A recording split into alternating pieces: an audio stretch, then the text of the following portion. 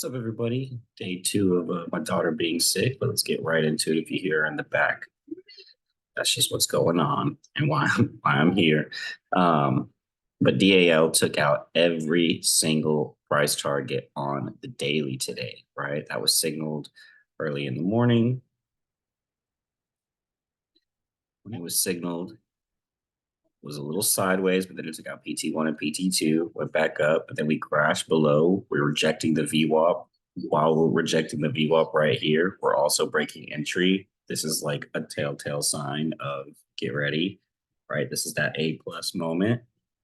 In 1 5 minute candle, we take out PT1, PT2, PT3, PT4, and then the final price target that was given for the day. Ignore the weekly entry for a second and just focus. That was the last price target that was given. And we did indeed hit that. And that would have been, you'd be done in the day within literally 5 minutes of time on that bad boy. Let's see what else hit today. Texas Roadhouse hit as well. Now this ended up being a 3, which is why you definitely want to get out at last price targets, and cut all of your runners because this thing ran the freaking distance today. Started off above entry, broke entry, and in just a few minutes took out PT1, PT2, PT3, PT4, and then the final PT. Again, taking out all price targets that were given out on the watch list on this thing.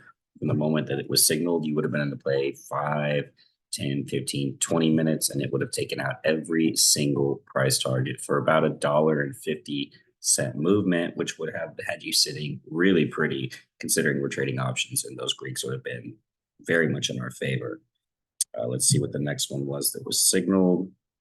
AXP, believe, took out one price target. Yep, here it is. And this is why, you want to scale out majority of your contracts at PT1, no matter how close it is, right? We knew that this choppy area was going to be here. And we went right back to that choppy area and left it. So this would have been a good moment to get in and make some money right in here. However, when it originally broke entry was right here.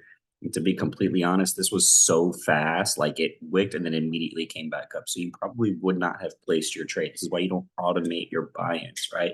You would have waited and been like, okay, wait a minute. Like it just immediately rejected entry.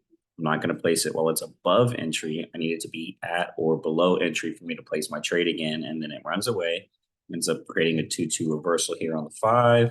But more importantly, you can see a really juicy one here on the 15.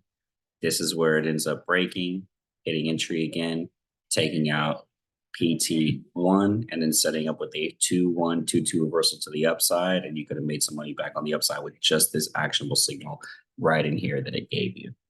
AXP would have made some pretty decent money today off of both of those moves being used. Starbucks took out some price targets this morning as well. It was signaled pretty much right at 8:30 when the market opened. Let's go and take a look at it. Right here we broke. We took out PT1 right away, PT2, and then you can tell by these wicks, like we're probably not going to be going down anymore. We took out 2 price targets. We might be done for the day here, and then sure enough, boom, we were gone. We left. We were out of there. Right? You could have used the 15-minute time frame to see the double inside. Remember when I talk about pressure being built up inside of these ones and it's going to pop in a direction?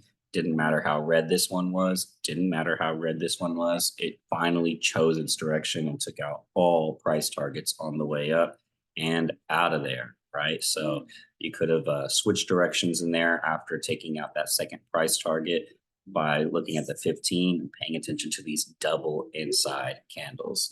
I think that was everything that was signaled on the daily. Starbucks, Texas Roadhouse, DAL, AXP.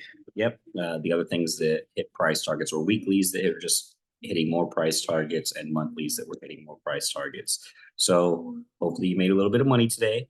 I know Powell was talking today, so things got pretty choppy midday, and hopefully you made something. And if you lost, you didn't lose too much in the choppiness. Hopefully you stayed out of the choppiness by paying attention to pre-market levels. And when you're inside of them, you're not trading them, and that goes for SPY. So God bless. Have a good one, and I will see you tomorrow.